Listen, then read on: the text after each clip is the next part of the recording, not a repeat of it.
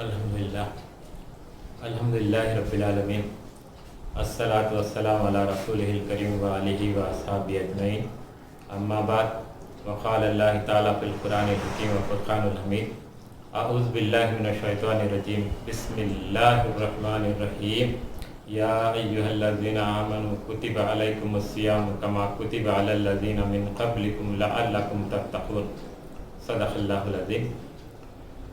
محترم ناظرین، معزز خواتین و حضرات، تمام کی تمام تعریفیں اللہ بزرگ و برتر ہی کے لیے زیب دیتی ہیں۔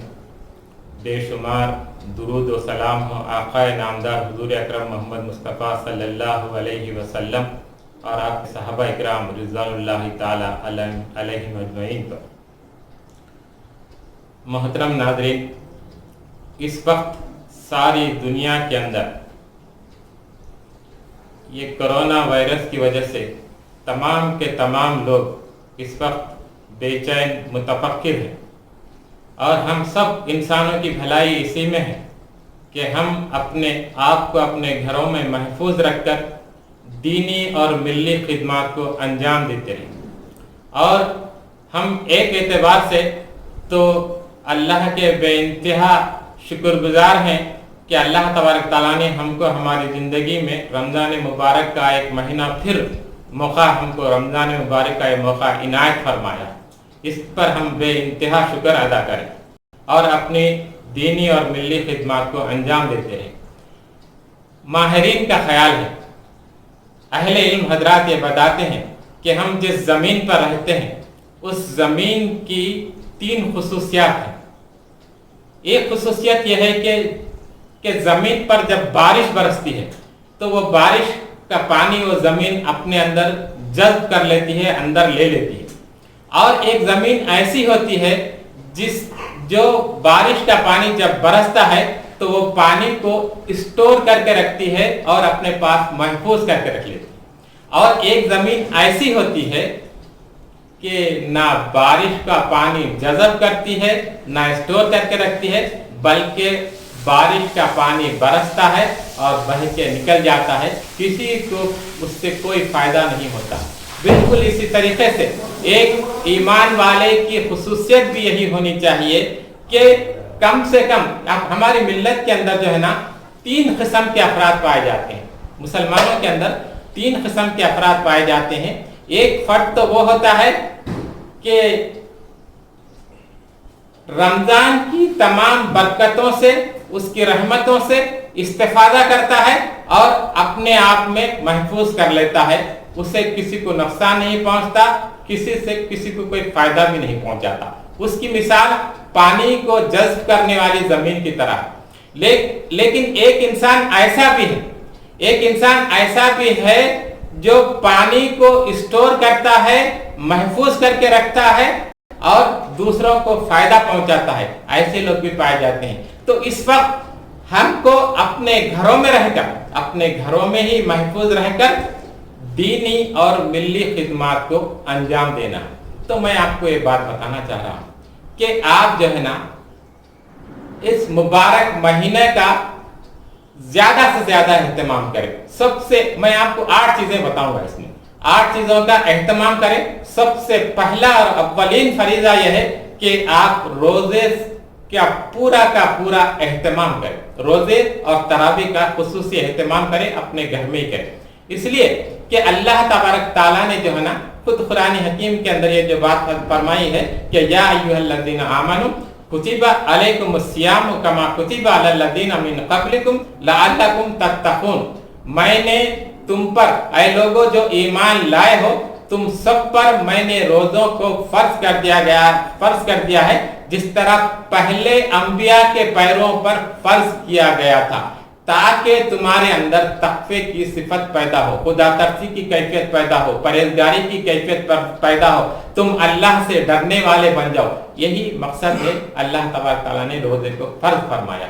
پھر اللہ تبارک تعالیٰ نے جو ہے نا ہر چیز کا، ہر عمل کا، ہر نیک عمل کا، ہر فرض کا، ہر سنت کا، ہر نفل کا ایک اجر متعین فرمایا۔ 1 से लेकर 10 गुना तक, 10 गुना से लेकर 70 गुना तक, 70 गुना से लेकर 700 गुना तक अजर देने का अल्लाह तबारक तआला ने वादा फरमाया है।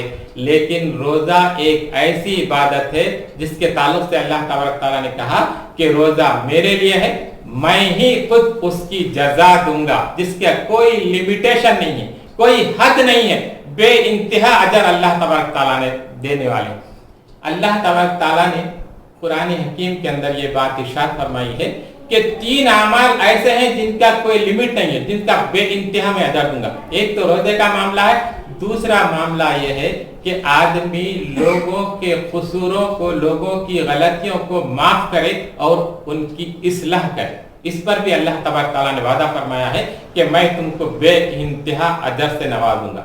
तीसरी खुसूसियत अल्लाह तबारक तआला ने सूरह कलम के अंदर ये बात इरशाद फरमाई है कि इन्नका लाखुल्किन अजीम, ऐ नबी अकरम सल्लल्लाहु अलैहि वसल्लम, आप अखलाक के बहुत ऊंचे मर्तबे पर फायज हैं, बहुत बुलंद मर्तबे पर फायज हैं।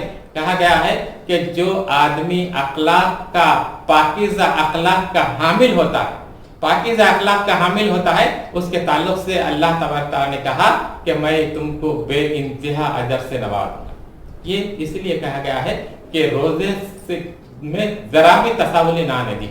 अल्लाह के रसूल सल्लल्लाहु अलैहि वसल्लम ने ये जो बात इरशाद फरमाई है कि देखो, माह सियाम का एक रोजा अगर किसी तसाहुली की वजह से बीमार भी नहीं पड़ा, सफर पे भी नहीं गया, कोई मजबूरी भी लाहक नहीं थी, महफूज था, हिफाजत में था और सेहतमंद था, फिर भी तसाहुली की वजह से रोजा छोड़ दिया, तो अल्लाह के रसूल सल्लल्लाहु अलैहि वसल्लम ने ये बात इरशाद फरमाई है कि अगर वो जिंदगी भर भी रोजे रखेगा तो इस एक रोजे की तलाफी मुमकिन नहीं होगी। इसलिए कहा जा रहा है कि रोजे से कभी तसावुली ना बरते, गफलत ना बरते, बल्कि रोज़ों का खुसूसी एहतमाम करें और तरावी का भी जो है ना अपने घर में ज़रूर एहतमाम करें।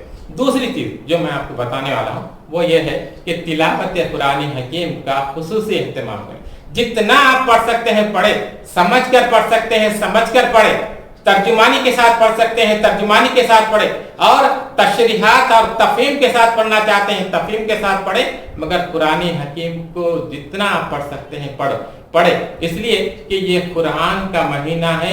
अल्लाह तबारक तआला ने कहा कि ये जो है ना शहर रमजान अल्लज़ी उन्ज़िला फ़ीहुल कुरान, हमने इस मुबारक महीने के अंदर कुरान को नाजिल किया है जो लोगों को हक तो बातिल का फर्क खोल खोल कर बयान करने वाली है, सिरात मुस्तकीम पर चलाने वाली है, राय हक दिखाने वाली है। इसलिए कहा जाता है कि कुरान हकीम को समझ कर पढ़ा जाए और जितना मुमकिन हो उतना पढ़ा जाए। इसलिए कि हमारे सल्फ और सालिहीन जो है ना कुरान हकीम को बेइंतहा पढ़ते थे, बेइंतहा पढ़ते थे। इसलिए कुरान हकीम की तिलावत बेइंतहा करें। मैं आपको ये कहता हूँ कि जो है ना आप तर्जुमानी के साथ नहीं पढ़ते, जितना भी आप मुअर्रा कुरान पढ़ना चाहते हैं मुअर्रा कुरान भी पढ़िए, लेकिन अहसन तरीका यह है, बेहतरीन तरीका यह है कि उसको समझ कर पढ़ें। इसलिए कि अगर हम तो अरबी ज़बान नहीं जानते, तर्जुमे के साथ पढ़ना, तफसीर के साथ पढ़ना, कुरान हमसे क्या मुखातिब कर रहा है?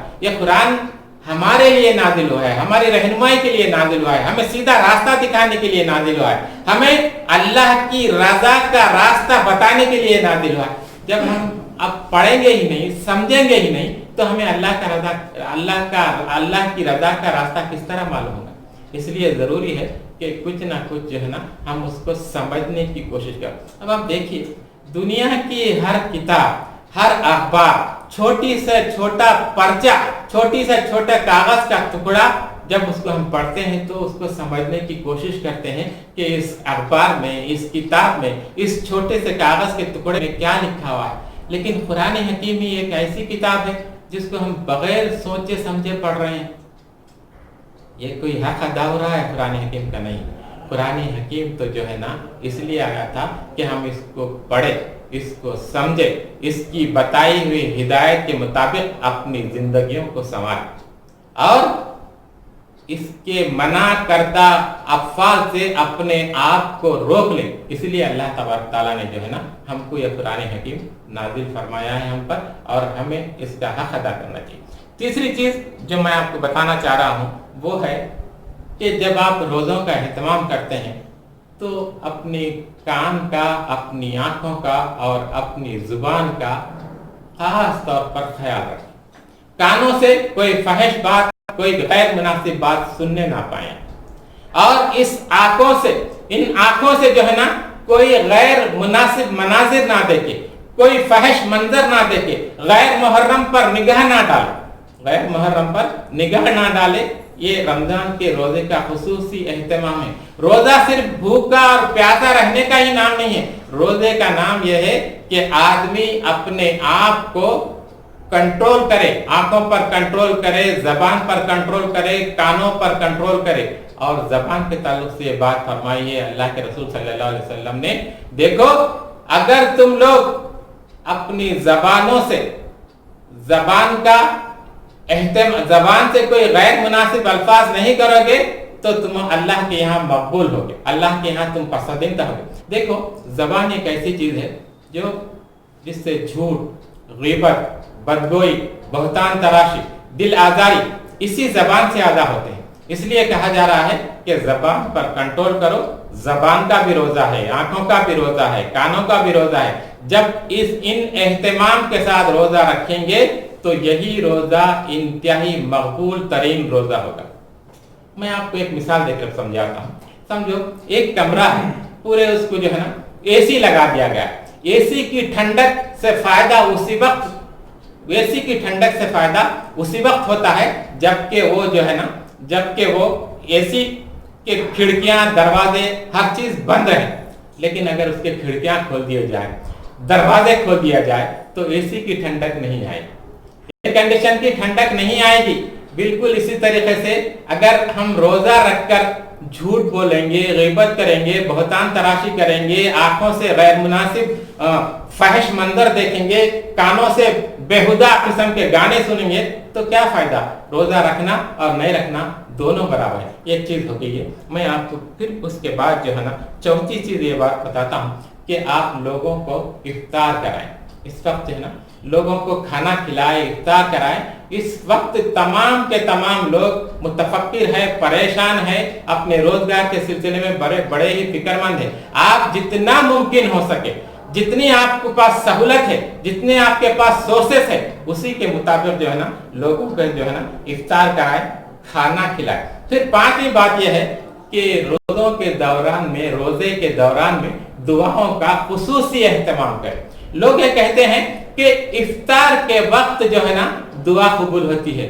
मैं ये कहता हूं कि जब से आपने रोजे की नियत बांधी है, फजर से लेकर मगरिब की अज़ान तक, उस वक्त तक आप दुआ करते रहे, आपकी दुआ मकबूल होगी। अल्लाह तबारक तआला ने खुद इस बात का हुक्म दिया है कि कहा वक़ाला रब्बुकुम उदूनी अस्तजिब लकुम इन्नल लज़ीना यस्तकबिरूना अन इबादती सयदखुलूना जहन्नम दाखिरीन। तुम्हारा रब कहता है कि मुझे पुकारो, मैं तुम्हारी पुकार को सुनता हूँ। और जो लोग घुमंड में आकर मेरी इस इबादत से मुंह मोड़ते हैं वो जरूर जलील और खार होकर, वो जरूर ही जलील और खार होकर जहन्नम में डाले जाएंगे। अल्लाह तबारक तआला कह रहे हैं कि जो लोग मुझसे नहीं मांगते, जो लोग मुझसे तलब नहीं करते, वो अल्लाह के गज़ब में गिरफ्तार होंगे। और अल्लाह के रसूल सल्लल्लाहु अलैहि वसल्लम ने ये बात इरशाद फरमाई है, जो अल्लाह से तलब नहीं करता, जो अल्लाह से नहीं मांगता, अल्लाह उस पर गज़बनाक होते हैं। अल्लाह तबारक तआला उसे गज़बनाक होते हैं। आप अपने लिए मांगिए, अपने मिल्लत के लिए मांगिए, अपनी औलाद के लिए मांगिए, अपने रिश्तेदारों के लिए मांगिए, अपने भाई बहनों के लिए मांगिए, अपनी मग़फ़िरत के लिए मांगिए, अपनी इबादत के कबूल होने के लिए अल्लाह के दरबार में मांगिए। देखो अल्लाह तबारक तआला ने खुद इस बात का हुक्म दिया है, तुम मांगते जाओ और तुम जितना मांगोगे मैं तुम्हें अता करूंगा। मैं तुम्हारी बख्शिश के लिए, मैं तुम्हारी रहमत के लिए, तुम्हारी परेशानियों, तुम्हारी आफतों, तुम्हारी तकलीफों और तुम्हारे बीमारियों को दूर करने के लिए तैयार बैठा हूँ, बशर्ते कि मुझसे मांगो, मैं तुम्हें अता करूंगा। ये अल्लाह तबारक तआला का हुक्म है। फिर उसके साथ साथ जो है ना छठवीं बात जो मैं आपको बताने जा रहा हूं वो ये है कि आखिरी अशरे के अंदर, देखो 21, 23, 25 ये बात मत कीजिए, पूरा दहा, आखिरी पूरा दहा। कभी ऐसा होता है کہ رمضان کا مہینہ ایک دن نیچے اور اوپر ہو جاتا ہے، اس لیے ہم 21 23 25 کی تمیز کرنے سے تھوڑا سا قاصر رہ جاتے ہیں. اس کے بجائے پورا دہا پورا عشرہ راتوں میں جاگ کر راتوں میں کھڑے ہو کر اللہ کے قرب حاصل کرنے کی کوشش کرے. یہ ایک بہترین موقع ہے، یہ ایک بہترین اللہ تبارک تعالیٰ نے جو ہے نا موقع عنایت فرمایا ہے، اس کا خصوصی اہتمام کرے. پھر ساتویں بات جو میں آپ کو بتانے جا رہا ہوں وہ یہ ہے کہ اس مہینے کے اندر صدقہ زیادہ سے زیادہ صدقہ کریں، زکوٰۃ نکالے، زکوٰۃ کے علاوہ صدقے کا خصوصی اہتمام کرے، یہ بھی ضروری ہے. اس ماہ مبارک کے روزوں کو مقبول بنانے کے لیے صدقے کا نکالنا بھی ضروری ہے. 8ویں اور آخری بات جو میں آپ کو بتانے چاہ رہا ہوں وہ یہ ہے کہ ان روزوں کے دوران میں 4 باتوں کا خصوصی اہتمام کرے، 4 چیزوں کا خصوصی اہتمام کرے. ایک تو یہ کہ لا الہ الا اللہ کو کثرت سے پڑھے، روزوں کے دوران میں لا الہ الا اللہ کو کثرت سے پڑھے، استغفار کو کثرت سے پڑھے. تیسری بات یہ ہے کہ جنت کی طلب کرے، اللہ سے مانگے، آپ جنت کی طلب کرے اور جہنم سے چھٹکارے کی دعا مانگے اللہ تبارک تعالیٰ. یہ 4 چیزوں کا خصوصی اہتمام کرے. حاضرین اکرام، میں اپنی گفتگو کو آخری مراحل پہ لاتے ہیں یہ بات آپ کے سامنے رکھتا ہوں کہ ان 8 باتوں کا خصوصی اہتمام کرے، انشاءاللہ تعالی اللہ تبارک تعالیٰ ہماری بخشش فرمائے گا.